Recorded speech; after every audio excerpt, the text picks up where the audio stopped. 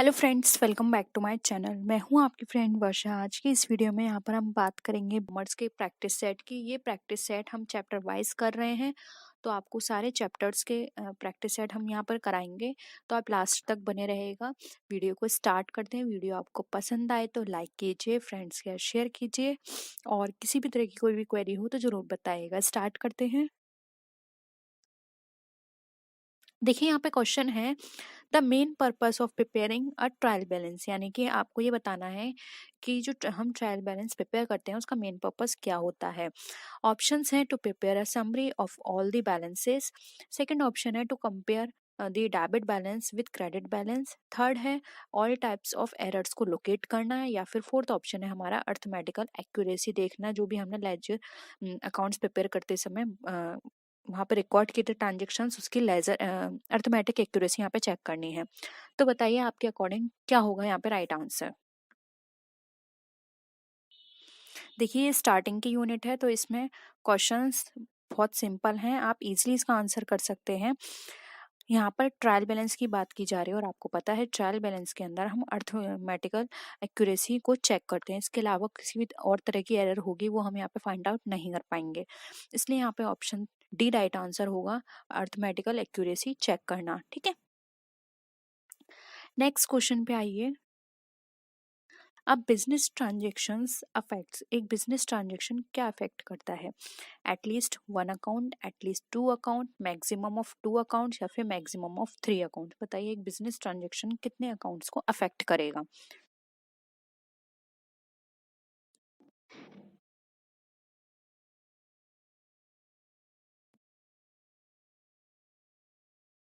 क्या हो जाएगा राइट आंसर, बी हो जाएगा। दो अकाउंट को अफेक्ट करता है। वो कौन कौन से हैं, एक होता है हमारा डेबिट, एक होता है हमारा क्रेडिट। सिंपल है, ज़्यादा डिस्कस करने की यहाँ पर कोई ज़रूरत नहीं है।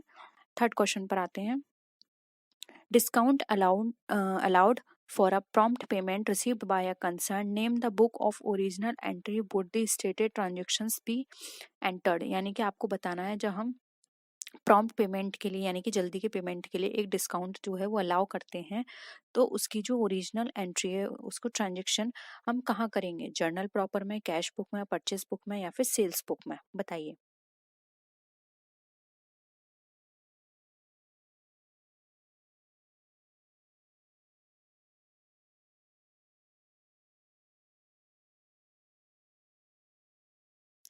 देखिए, यहाँ पर इसका जो आंसर होगा वो हो जाएगा बी, क्योंकि यहाँ पे डायरेक्ट लिखा हुआ है प्रॉम्प्ट पेमेंट के लिए। तो वो क्या होता है, कैश से हमें जल्दी पेमेंट मिल जाए तो हम कैश डिस्काउंट देते हैं, और ट्रेड डिस्काउंट जो होता है वो सेल को इंक्रीज करने के लिए दिया जाता है। तो यहाँ पर हम पेमेंट की बात कर रहे हैं, तो यानी कि कैश डिस्काउंट की बात है, और कैश डिस्काउंट है तो यहाँ पर क्या हो जाएगा, कैश बुक में यहाँ पर इसका रिकॉर्ड किया जाएगा। ठीक है, नेक्स्ट है, which of the following account is increased by debit entries. अब इसमें से कौन सा अकाउंट डेबिट एंट्री के द्वारा इंक्रीज होगा। Machinery account, purchase return account, discount return, या फिर नन ऑफ दी अबव। बताइए।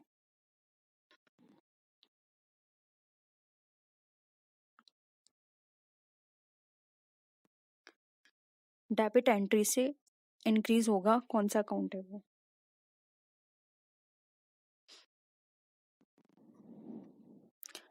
राइट आंसर हो जाएगा ए, क्योंकि देखिए यहाँ पर परचेस रिटर्न, डिस्काउंट अर्न, ये सब हमारे क्रेडिट साइड के हैं। ये यहाँ पर बात की जा रही है डेबिट एंट्री की, तो मशीनरी अकाउंट हमारा डेबिट होता है, इसलिए ऑप्शन ए यहाँ पे राइट आंसर हो जाएगा। ठीक है, नेक्स्ट क्वेश्चन पे आइए।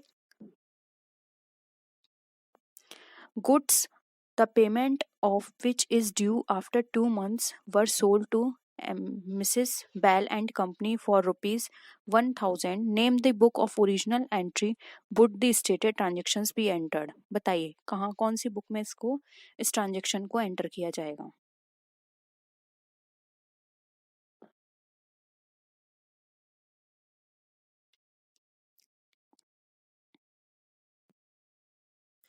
देखिए, यहाँ पे 2 महीने बाद उसका पेमेंट होना है, यानी कि क्या है, क्रेडिट पे सेल किया गया है। अगर कैश पे सेल किया होता तो 2 महीने बाद उसका पेमेंट क्यों होता, उसका पेमेंट तभी होता है तो हम उसको कैश बुक में डालते हैं। यहाँ पे 2 महीने बाद उसका पेमेंट हो रहा है, यानी कि हम यहाँ पर क्रेडिट में उसको सेल कर रहे हैं, इसलिए यहाँ पर सेल बुक में इसकी एंट्री होगी। ऑप्शन सी यहाँ पे राइट आंसर हो जाएगा। ठीक है, नेक्स्ट आइए, the opening capital of the company is ₹10,000 if P earns a profit of ₹2,000 in the first year then its closing capital will be। बताइए, इसमें थोड़ी सी कैलकुलेशन है, करके बताइए।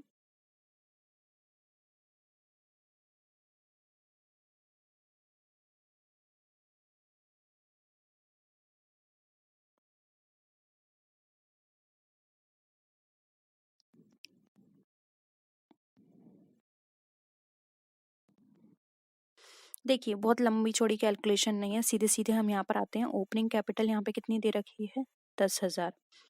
2,000 का प्रॉफिट हुआ और आप सबको पता है प्रॉफिट जो ओपनिंग कैपिटल होती है उसमें ऐड कर देते हैं, तो ऐड कर दिया तो आपके पास कितना आ गया? 12,000। ऑप्शन बी यहाँ पे राइट है, सिंपल है। नेक्स्ट है ये, X lends money to Y, in this case Y becomes x.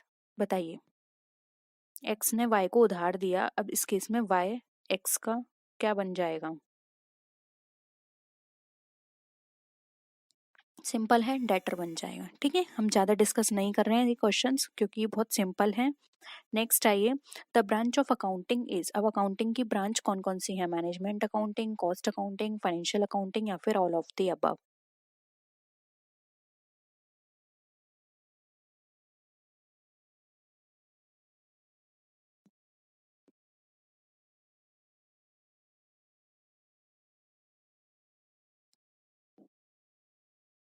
क्या हो जाएगा आंसर? देखिए, डी यहाँ पे राइट आंसर हो जाएगा, क्योंकि अकाउंटिंग की बात करें तो management accounting, cost accounting, financial accounting, ये सब इसकी ही ब्रांचेस हैं। ठीक है, तो ऑप्शन डी यहाँ पे राइट आंसर हो जाएगा। नेक्स्ट क्वेश्चन पे आइए, which of the following branch of accounting is concern with record keeping directed towards the preparation of trial balance, profit and loss account and balance sheet. यानी कि आपको accounting की वो branch बतानी है जिसमें हम trial balance, profit and loss account और बैलेंस शीट को प्रिपेयर करते हैं।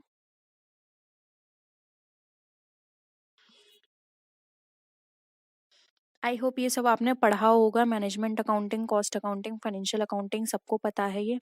मैनेजमेंट अकाउंटिंग मैनेजमेंट से कंसर्न होते हैं, यानी कि इसमें मैनेजमेंट से रिलेटेड जितने भी हम जो एलिमेंट्स हैं उनके बारे में यहाँ बात करते हैं। कॉस्ट अकाउंटिंग में कॉस्ट के बेसिस पे बात की जाती है, यानी कि कितनी कॉस्ट आ रही है प्रोडक्ट पे, कितना उसको हमें कम करना है, ऑप्टिमम हमें उसका यूटिलाइजेशन करना है।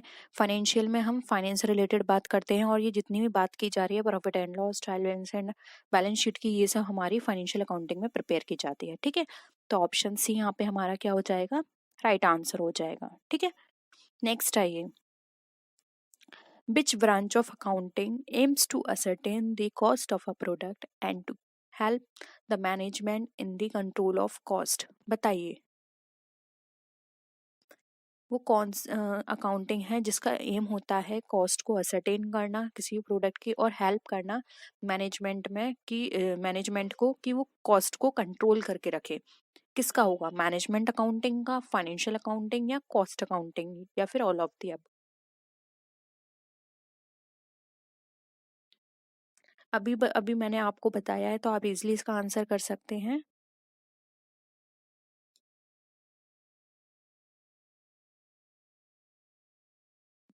देखिए, सी आंसर हो जाएगा, कॉस्ट अकाउंटिंग। कॉस्ट अकाउंटिंग का काम होता है, पहले तो वो किसी जो भी प्रोडक्ट उसके यहाँ बन रहा है उसकी कॉस्ट को फाइंड आउट करती है, उसके बाद वो मैनेजमेंट को ये रिपोर्ट देती है कि हाँ पर्टिकुलर प्रोडक्ट पे इतनी कॉस्ट आ रही है।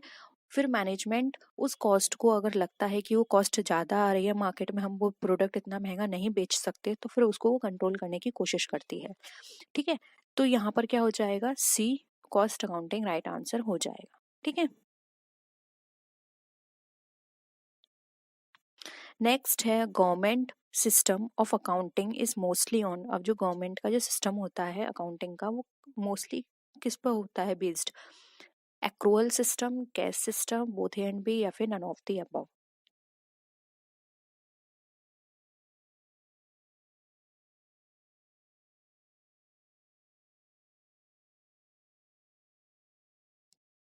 क्या हो जाएगा? बी राइट आंसर हो जाएगा। गवर्नमेंट का जो सिस्टम होता है अकाउंटिंग का वो कैश सिस्टम पे बेस्ड होता है। ठीक है, नेक्स्ट है, accrual system of accounting also known as, अब जो एक्रूअल सिस्टम है अकाउंटिंग का उसको हम और किस नाम से जानते हैं? Mercantile system of accounting, ordinary system of accounting, both A and B, या फिर नन ऑफ द अबव?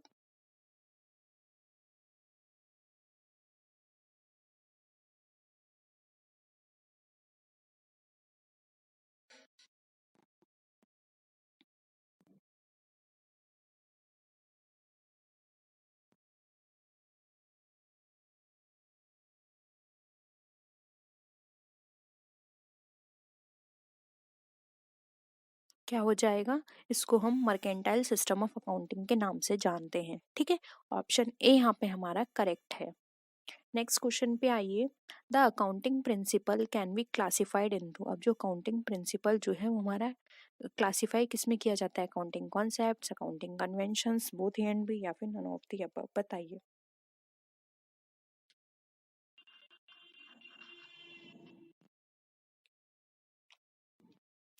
देखिए यहाँ पे अकाउंटिंग प्रिंसिपल्स की बात करें तो ये दो पार्ट में डिवाइड है। एक होता है हमारा अकाउंटिंग कॉन्सेप्ट्स, एक होते हैं अकाउंटिंग कन्वेंशंस। अब ये कॉन्सेप्ट और कन्वेंशंस आप सबको पता होंगे, कौन कौन से नहीं पता है तो प्लीज़ बता दीजिएगा, मैं शॉर्ट वीडियो में इनको भी डिस्कस कर लूँगी, क्योंकि आपको अकाउंटिंग कन्वेंशंस टिप पर याद होने चाहिए, साथ ही साथ कन्वेंशंस भी, ठीक है। ऑप्शन क्या हो जाएगा? सी यहाँ पे राइट आंसर हो जाएगा। नेक्स्ट है the common denominator chosen in accounting is, अब कॉमन डिनोमिनेटर जो है वो अकाउंटिंग में चूज किया जाता है क्या? Monetary unit, revenue matching, mercantile, या फिर नन ऑफ द अबव? क्या है कॉमन डिनोमिनेटर?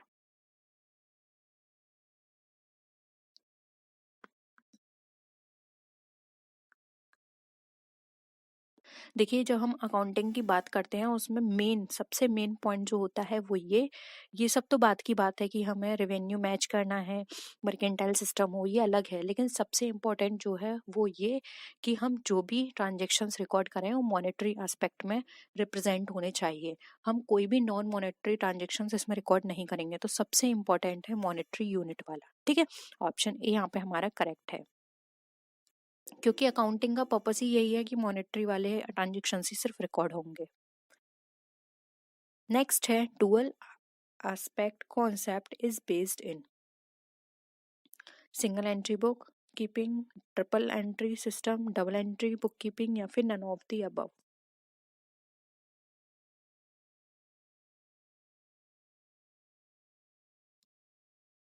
क्या हो जाएगा dual aspect concept? C option हो जाएगा। डुअल एस्पेक्ट का मतलब होता है डबल एंट्री बुक कीपिंग, यानी कि कोई भी ट्रांजेक्शन्स होंगे उसका डेबिट साइड भी होगा, क्रेडिट साइड भी होगा, ठीक है। नेक्स्ट क्वेश्चन पर आइए। According to which concept the total amount debited is always equal to the total amount credited? बताइए। Realisation concept, accounting period concept, revenue match concept, या फिर डुअल एस्पेक्ट कॉन्सेप्ट?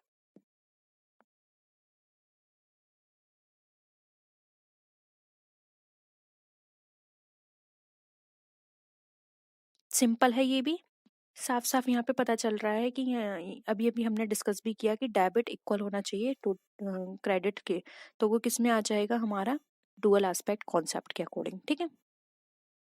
नेक्स्ट है liabilities to owners is refer to as, अब जो liabilities हैं owners की वो किस क्या बताती हैं? Equity, capital, both and B, या फिर नन ऑफ दीज?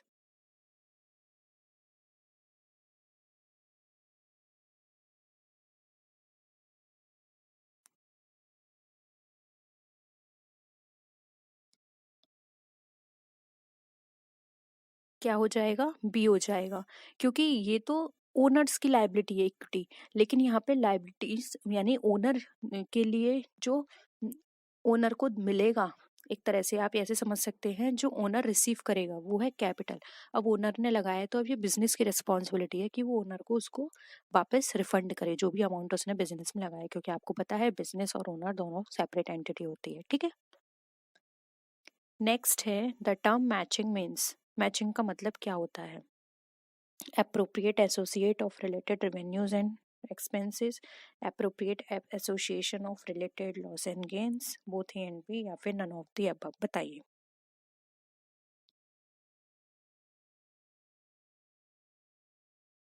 मैचिंग का मतलब क्या होता है, हमारे जितने भी रेवेन्यूज और एक्सपेंसेस हैं वो एक दूसरे से रिलेटेड हो, ठीक है, यानी जितना रेवेन्यूज हो रहे हैं उतने ही एक्सपेंसेस हों, ठीक है। नेक्स्ट है which convention implies that the accounting practices should remain the same from year to year. कौन सा अकाउंटिंग कन्वेंशन है, देखो कन्वेंशंस यहाँ पर आ गए, जैसे disclosure, consistency, materiality and conservatism, ये सब हमारे कन्वेंशंस हैं।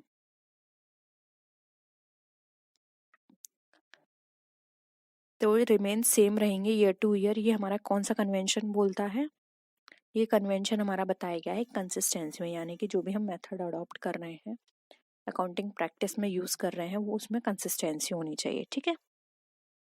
नेक्स्ट आइए, making provisions for bad debt in respect of doubtful debt is an example of which accounting conventions, बताइए। यानी कि हमारे जितने भी लॉस होंगे आगे उनके लिए पहले से ही ये सोच के चलना, या फिर जितने भी बैड डेट है हमें ये सोच के चलना कि इससे हमें लॉस होगा ही होगा, तो पहले से उस लॉस को बियर करने के लिए हम पहले से एक फंड बना के चलें। तो ये हमारा किस अकाउंटिंग कन्वेंशन में बताया गया है,